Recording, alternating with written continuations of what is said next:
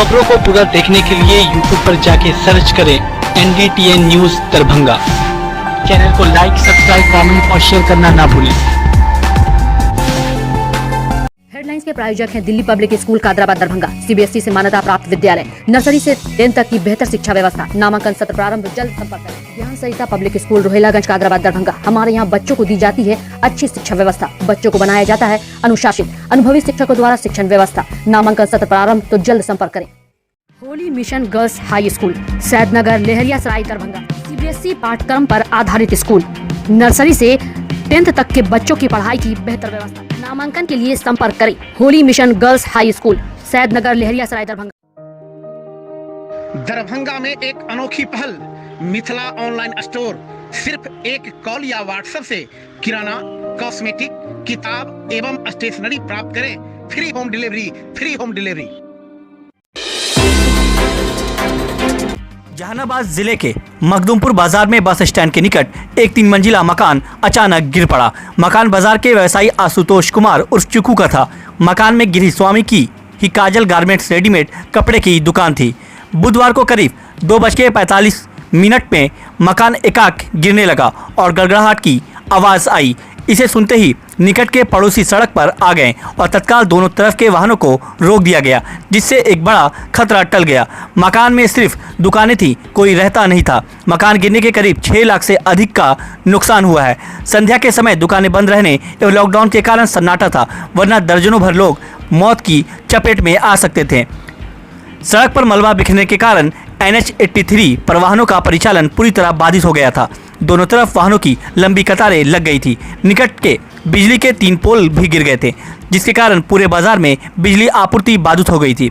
मकान गिरने की सूचना जंगल की आग की तरह पूरे बाजार में फैल गई। सैकड़ों की संख्या में लोग जमा हो गए। स्थानीय लोगों द्वारा सूचना मिलने पर सबसे पहले नगर पंचायत कार्यपालक पदाधिकारी दिनेश पुरी और उपाध्यक्ष चुन्नू शर्मा घटनास्थल पर पहुंचे। नगर पंचायत के द्वारा तत्काल मलबा हटाने का कार्य शुरू कर दिया गया था।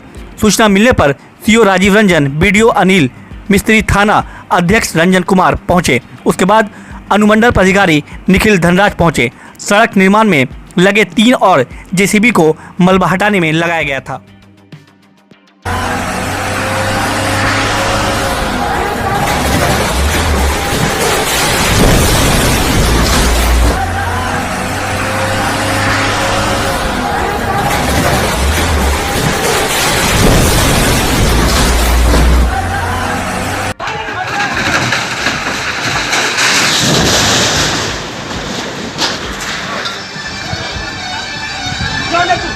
तो यहाँ पर जो कुछ लोग घर में थे, कुछ लोग सूचना दिया कि आपके दुकान के बगल का मकान जो है डैमेज हो रहा है।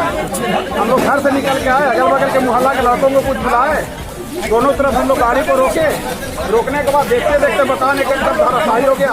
मकान बिल्कुल नया बना हुआ था, 3-4 साल पुराना मकान था और बहुत क्षति हुआ है। जो दुकान वाला है उसको बहुत क्षति हुआ है। तो मांग करेंगे कि इसका भरपाई किया जाए। हाँ, दुकान था, किस दुकान बिल्कुल बंद था, लॉकडाउन के कारण दुकान बंद था। किस पेड़ का दुकान था, क्या नाम? यास चक्रवात तूफान को लेकर दरभंगा जिला के आपदा प्रबंधन विभाग किसी भी आपात स्थिति से निपटने की तैयारी में जुटा हुआ है और दरभंगा के सभी प्रखंड से लेकर जिला स्तर तक के पदाधिकारियों द्वारा स्थिति पर नजर भी रखी जा रही है। तो साथ ही साथ सारी स्थिति पर नजर रखने से लेकर नियंत्रण बनाए रखने को लेकर नियंत्रण कक्ष भी बनाए गए हैं। दरभंगा जिला के सभी ब्लॉक स्तर पर पदाधिकारियों से लगातार संपर्क बनाए रखा गया है और पल पल की स्थिति से लगातार जानकारी भी ली जा रही है। यास चक्रवात को लेकर पश्चिम बंगाल, उड़ीसा के तट पर टकराने के बाद से ही बिहार के कई जिलों में तेज हवाएं चल रही हैं और बारिश भी हो रही है।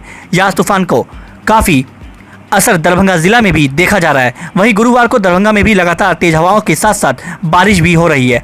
यास तूफान से निपटने के लिए क्या कुछ तैयारी की गई है, इस संबंध में जिला आपदा प्रबंधन दरभंगा के प्रभारी पदाधिकारी सत्यम सहाय ने कहा कि यास चक्रवात को लेकर व्यापक स्तर पर तैयारियां की जा रही हैं। कंट्रोल रूम 24 घंटे कार्यरत है। सभी अंचलाधिकारियों से लगातार अपडेट लिया जा रहा है। स्थिति के संबंध में प्राप्त जानकारी से आपदा प्रबंधन विभाग पटना को अवगत भी करवा रहा है। जिलाधिकारी ने के निर्देश पर शुरू किए गए कंट्रोल रूम का नंबर 06272245055 भी सार्वजनिक किया जा चुका है। किसी भी प्रकार की सूचना मिलने पर त्वरित कार्रवाई की जाएगी। उन्होंने बताया कि यास चक्रवात तूफान के कारण बिजली की सप्लाई पर भी असर पड़ने की संभावना है। इसके लिए बिजली विभाग के कार्यपालक अभियंता के स्तर से भी कंट्रोल रूम चालू किया गया है। यदि जिला प्रशासन द्वारा स्थापित कंट्रोल रूम में भी बिजली से संबंधित सूचना आती है तो उसे भी तुरंत बिजली विभाग के कंट्रोल रूम को अवगत करवाया जाएगा। आइए आपको सुनाते हैं कि और क्या कुछ जानकारी यास चक्रवात को लेकर दी गई।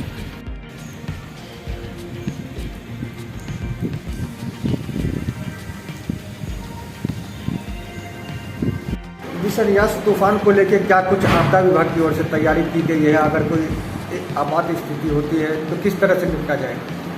यास साइक्लोन को लेके व्यापक स्तर पर तैयारियां की जा रही हैं। आपदा प्रबंधन विभाग पटना के से हर 3 घंटे पे फॉलो किया जा रहा है कि हमारे प्रखंडों में क्या स्थिति है।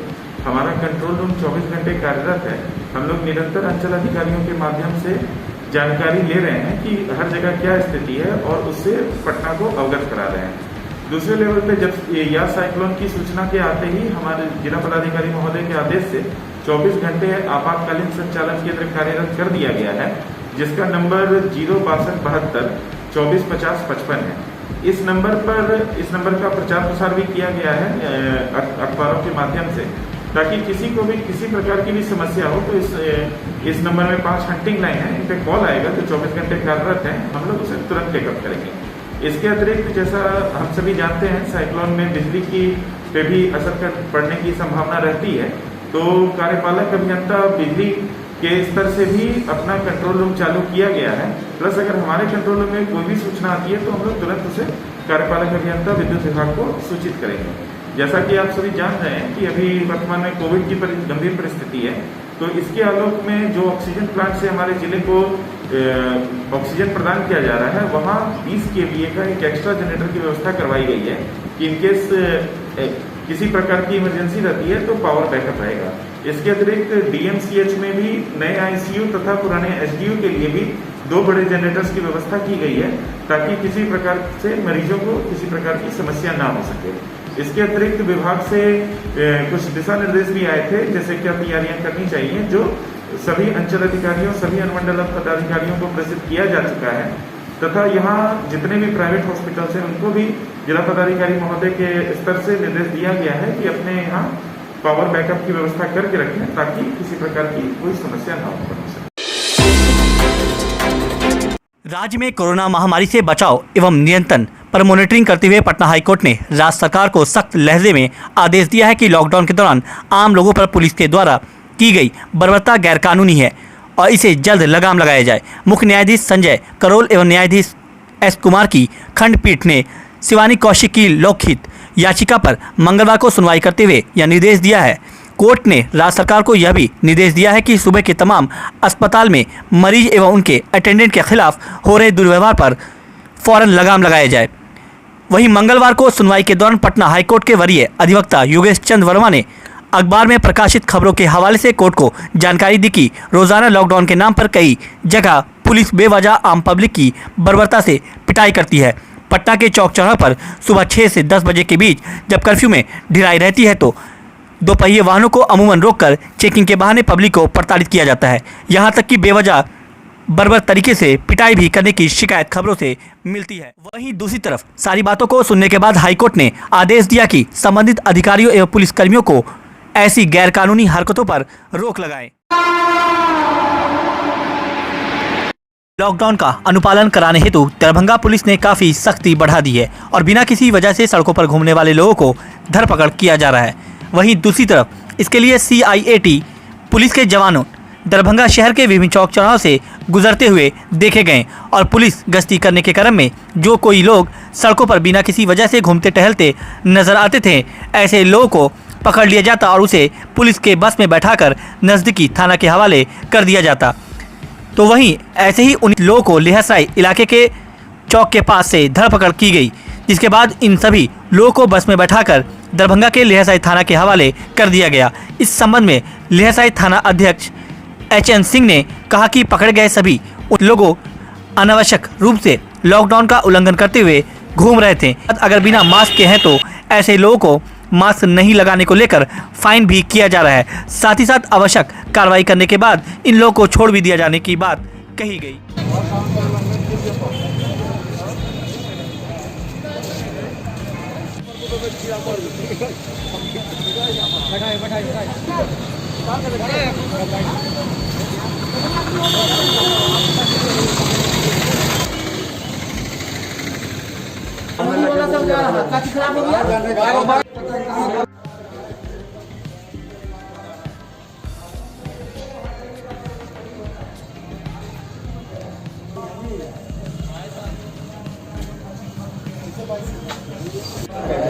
जोर से बोले किस जगह का नाम लगातार रोड पर CIT का टीम, थाना पुलिस, उनके पदाधिकारी लगे हुए हैं।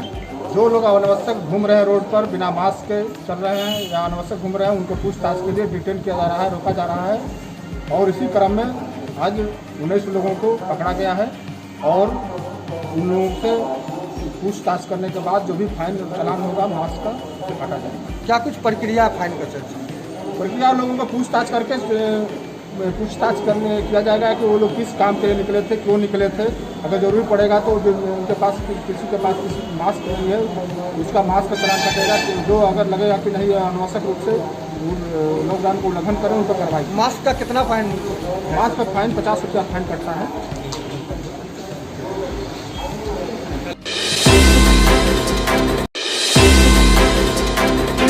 आपदा प्रबंधन विभाग के अपर मुख्य सचिव प्रत्यय अमृत द्वारा पत्र निर्गत हुए कहा गया है कि भारत मौसम विज्ञान विभाग एवं गृह मंत्रालय आपदा प्रबंधन प्रभाग भारत सरकार द्वारा यह सूचना दी गई है कि बंगाल की खाड़ी में दिनांक 24 मई को यास नामक चक्रवात की उत्पत्ति हो गई है, जिसके प्रभाव से 27 से 30 मई तक मध्य बिहार के कई जिलों में आंधी तूफान, तेज हवा, वज्रपात, भारी से अत्यंत भारी वर्षापात आदि घटित होने की संभावना है।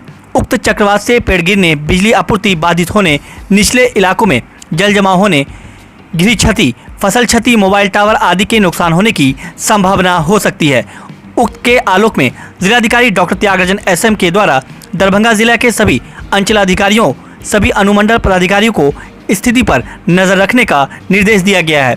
साथ ही इसमें संबंधित सूचना के आदान प्रदान हेतु जिला स्तर पर जिला नियंत्रण कक्ष की स्थापना की गई है, जिसका दूरभाष संख्या 06272 2450 55 है। इसके अतिरिक्त ऑक्सीजन प्लांट के लिए 1 एवं DMCH के लिए 2 पुनः क्षमता वाला जनरेटर विकल्प के रूप में रखा गया है। साथ ही सभी निजी अस्पतालों को विद्युत आपूर्ति के लिए वैकल्पिक व्यवस्था करने के निर्देश दिए गए हैं। वहीं दूसरी तरफ बिहार के उप मुख्यमंत्री रेणु देवी ने यास चक्रवात को लेकर क्या कुछ जानकारी दी, आइए आपको सुनाते हैं। हमारे यहाँ 15 NDRF की टीम है, 15 हमारे SDRF की टीम है, जिसमें 12 जिलों में डिप्लॉयमेंट कर दिया गया है। वहीं पे हैं 3 हमारे बिहटा में हैं, 15 में हमारे 3 बंगाल और उड़ीसा गए हैं, 12 यहाँ हैं। और सारी जैसे बिजली विभाग है वो भी कल साथ में जुड़े हुए थे, बिजली विभाग भी सारा अलर्ट है, स्वास्थ्य विभाग भी अलर्ट है। और इस तरह से सारे विभाग अपने अपने कर्तव्यों का पालन करेंगे। कहीं भी अगर कुछ होता है तो तुरंत वहाँ 2 घंटे में हर चीज़ करके बहाल कर दिया जाएगा। हमारा RCD भी है कि 6 घंटे के भीतर हम पूरी रोड कभी जाम लगने नहीं देंगे। इस तरह की जितनी तैयारियां होती है और पहले से अलर्ट किया गया है कि जिस जिले में जैसे नेपाल की तरफ में जो पहाड़ है, हिमालय, उसे क्रॉस करने वाली है, तो पश्चिम चंपारण है, मधुबनी है, मुजफ्फरपुर है, इधर पटना है, बगल में अरवल है। उस तरह से बहुत सारे ऐसे ज़िले हैं जो उससे अछूते नहीं हैं। तो इसलिए उसके लिए सारी तैयारी माननीय मुख्यमंत्री जी द्वारा हो गई है और हम सभी लोग मिलकर उसे तैयार हैं उसे लड़ने के लिए। सभी विभाग हमारा अलर्ट पे है, कहीं भी कोई परेशानी हमारी जनता को नहीं है। और आज पेपर के माध्यम से भी निकाला गया है कि जनता को इस पर विशेष ध्यान देना होगा कि टूटे हुए घर में ना रहें, कोई पेड़ उड़ के नीचे ना रहे, कोई गंगा में ना नहाए, ना मछली मारे, ना कोई रोड पे रहे, ना किसी का फसल अगर है तो फसल अपने घर में उठा के रख दे। तो सारी जो सूचनाएं थी वो दे दी गई है। और आपातकालीन हम दूरभाष नंबर भी हमने उस पेपर में दिए हैं, जिसमें 1070 भी है, उसके साथ 0612 2294 204 भी है और उस तरह से 0612 22942005 भी है, ये हमारा आपातकालीन नंबर है। तो ये सारे नंबर पर लोग बात कर सकते हैं, हमारे सारे लोग रहेंगे और सारी तैयारियां हो चुकी है, इसमें कहीं कोई दिक्कत नहीं है क्योंकि सरकार संवेदनशील है और माननीय मुख्यमंत्री जी संवेदनशीलता के कारण वो पहले ही सारी तैयारी करा के रखते हैं और उनके निर्देश में हम सभी लोग करते हैं काम और अच्छे से हमारा जो विभाग है वो अच्छा काम कर रहा है।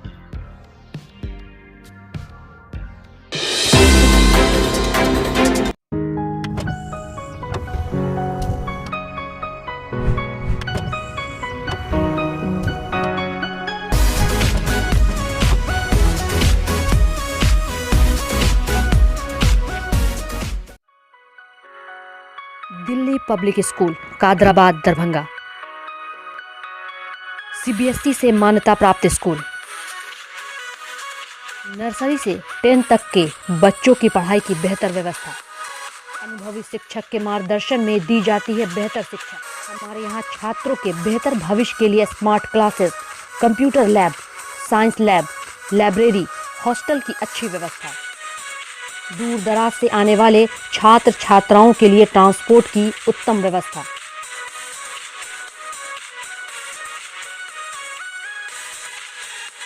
तो अभी नामांकन करवाएं। नामांकन सत्र प्रारंभ। नामांकन के लिए संपर्क करें Delhi public school Kadrabad Darbhanga. Holy mission girls high school Saidnagar Laheriasarai Darbhanga. CBSE पाठ्यक्रम पर आधारित स्कूल। नर्सरी से 10th तक के बच्चों की पढ़ाई की बेहतर व्यवस्था। वहीं 10th तक के बच्चों को अनुभवी शिक्षक के मार्गदर्शन में दी जाती है बेहतर शिक्षा। हमारे यहाँ छात्राओं के बेहतर भविष्य के लिए smart classes, computer lab, science lab, library की उत्तम व्यवस्था। छोटे बच्चों का खेल खेल में पढ़ाई के साथ रखा जाता है अच्छे से ख्याल।